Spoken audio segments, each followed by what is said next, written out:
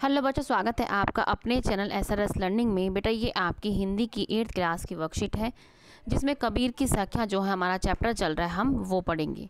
हमने पिछली की कार्यपत्रक में हमने कबीर दास की सखियों को पढ़ना शुरू किया, जिनसे उन्होंने पहले की पत्रिका में उन्होंने क्या बताया कि जीवन से जुड़े आचरण, व्यवहार, आदर्शों की चर्चा के बारे में उन्होंने हमें बताया। आपकी पाठ्य पुस्तक के पाठ कबीर की साखियाँ से हम आज अगली 2 साखियों को समझेंगे और उनको करेंगे। तो करते हैं। माला तो कर में फिरे, जीबे फिरे मुख नाही माही, मनवा तो देहु दसी फिरे, यह तो सुमरिन नाही। ठीक है, इसका भावार्थ क्या, मतलब इस जो हमने साखियाँ पढ़ी है इसका मतलब क्या है। इन पंक्तियों में कबीरदास जी कहते हैं कि भगवान का नाम जपने के लिए मनुष्य के हाथ में माला और मुंह के अंदर जीभ फिरती रहती है, लेकिन उसका मन इतना चंचल है कि सभी दिशाओं में घूमता रहता है। मतलब क्या है कि हम क्या है अपने हाथ में तो माला लेके बैठ जाते हैं, लेकिन और जीभ में भी बोलते रहते हैं, लेकिन हमारा क्या है मन इतना चंचल है कि वो कहीं भी जाता रहता है। पर यह भगवान का नाम नहीं जपता। यदि भक्ति में मन ही नहीं लगता तो हाथ में माला फेरना और जीभ द्वारा भगवान का नाम जपना ही भी व्यर्थ है। कि अगर ये मतलब कबीर जी ये कहना चाह रहे हैं कि हम माला तो फेर रहे हैं और मुंह में भगवान का नाम भी ले रहे हैं, लेकिन जब हमारा मन ही नहीं है भक्ति में, तो ये हमारा मुंह से नाम लेना और हाथ में माला फेरना हमारा व्यर्थ है। ठीक है, दूसरा क्या कहता है, कबीर घास ना नींदिए जो पाँव तली होई, उड़ी पड़े जब अखियाँ में खरी दुहेली होई। भावार्थ क्या है इसका।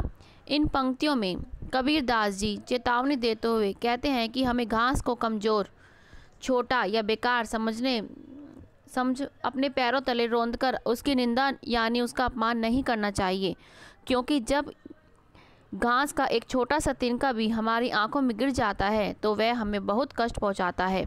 इसलिए हमें कभी किसी को छोटा या कमज़ोर समझकर उसकी निंदा अर्थात उसका अपमान नहीं करना चाहिए। तो हमने क्या है, दोनों साखियों का हमने भावार्थ को है जान लिया है। अब हम ऊपर दी गई दोनों साखियों जो हमने पढ़ा है उससे हमने समझ लिया है। अब हम क्या है इसके क्वेश्चन आंसर करते हैं।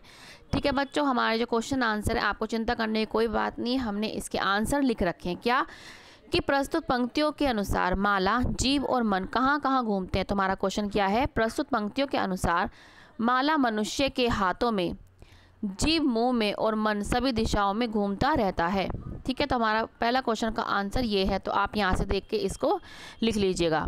हमारा नेक्स्ट क्वेश्चन है, मनुष्य का मन इधर इधर क्यों घूमता है। मनुष्य का मन चंचल होने के कारण इधर उधर हर दिशाओं में घूमता रहता है। हमारा दूसरे क्वेश्चन का आंसर हमारा ये है। ये भी आपके लिए सारे क्वेश्चन हमने लिख के रखे हैं। तीसरा क्वेश्चन है, कबीर दास जी घास की निंदा करने से क्यों मना करते हैं। हमारा हम क्या लिखेंगे, कबीर दास जी घास की निंदा करने से इसलिए मना करते हैं क्योंकि घास का एक छोटा सा तिनका भी हमारी आंखों में गिर जाता है तो वह हमें बहुत कष्ट पहुंचाता है। इसलिए हमें कभी किसी को छोटा या कमज़ोर समझकर उसकी निंदा या अपमान नहीं करना चाहिए। ठीक है, तो हमें क्या है, कभी किसी के बारे में कभी किसी की हमें निंदा नहीं करनी चाहिए, चाहे कोई छोटा हो चाहे कोई बड़ा हो। अब हमारा नेक्स्ट क्वेश्चन आता है कि गतिविधि, नीचे दिए गए शब्दों का प्रयोग कर आप भी कोई एक दोहा या सखियाँ लिखिए। हमने क्या है आपके लिए एक दोहा लिखा है कि दोनों रहीमन एक से जो लो बोलत नाही, जान परत है काक पीक ऋतु बसंत के माही। हमने क्या ये लिखा है, एक आप भी इन शब्दों से मिला के आप भी कोई और दोहा बना सकते हैं। ठीक है बच्चों, तो ये आपकी आज की वर्कशीट थी 8th क्लास की। अच्छी लगी हो तो लाइक करना मत भूलिएगा और हमारा चैनल सब्सक्राइब करने के लिए बहुत बहुत धन्यवाद। Thank you. और हमेशा खुश रहिए और कोविड-19 से अपने आप को और अपने दोस्तों को, घर वालों को बचा के रखिए। बच्चों मिलते हैं अब आगे की वर्कशीट के साथ।